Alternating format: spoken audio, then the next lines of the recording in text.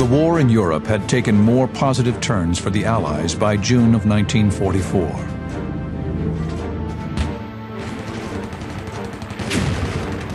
The D-Day invasion put them in France and pushing quickly east toward Germany.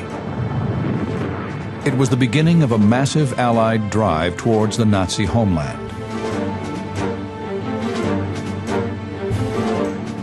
In Italy, Rome had been liberated, and the Allies were pushing north. Russian forces were moving west. Richard Peterson was now incarcerated in Stalag Luft 6 near Lithuania. Stalag Luft 6, at first, it was not too bad. The Germans used to tell us, for you, the war is over. Well, the war started again. In July of 1944, the Russians were driving through that area. We thought we'd be liberated. But the German guards had other plans. They were so fearful of what the Russians would do to them, they emptied the camp and moved the prisoners west. When they arrived at the railroad station near their new camp, Stalag Luft 4, they were quickly unloaded. Then we started walking or marching from the railroad station to the new camp, which was about 1.5 miles. The guards all had bayonets, dogs, and there was a German captain, red-headed son of a gun, typical Nazi, would drive up and down the column, and he would egg the guards on. And these guards were Hitler Youth, 15, 16-year-old kids. And all of a sudden we were running. Anybody that dropped back, they either put a dog on them or stabbed them with a bayonet. Well, we had 150 of us that either had dog bites or broken legs or rifle butts in the face or bayonet wounds or whatever. It was sometimes called the Heidekrug Run for Your Life or the Bayonet Run. From then on, the treatment was pretty rough. For Richard Peterson, the winter of 1944-1945 was especially brutal, as it was for the rest of the Allies who had pushed well into France, ironically near the old World War I battlefield of the Ardennes.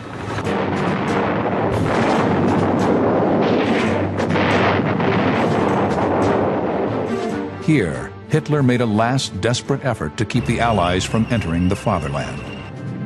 It was audacious and bloody. The Battle of the Bulge.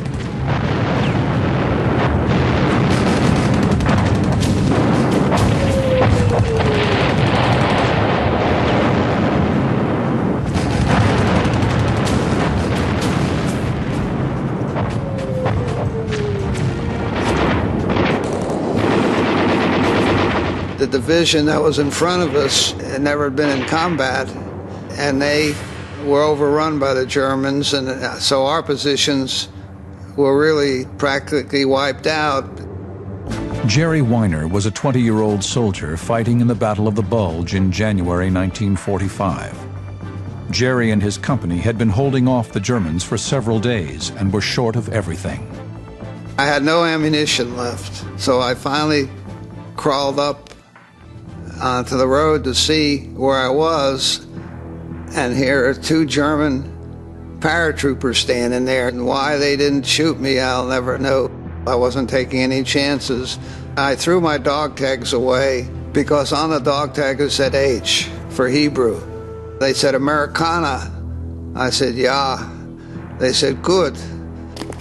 And they took me to their command post. And when I was interrogated, the first question they asked me, well, what religion are you? And I said, Protestant. I wasn't happy about doing that. It was a matter of survival, because eventually they did separate the Jewish prisoners from the non-Jewish prisoners. And they sent them out on special work details. What happened, I can't answer that because I never saw some of them again. They took us out at night to get on the train, 2 straight nights, but the British bombers were over every night. They didn't know that there was a prison compound there. One of our jobs was to, after we escorted the bombers to the target, was to strafe trains. And later we found out those boxcars were carrying prisoners, but we had no way of knowing that.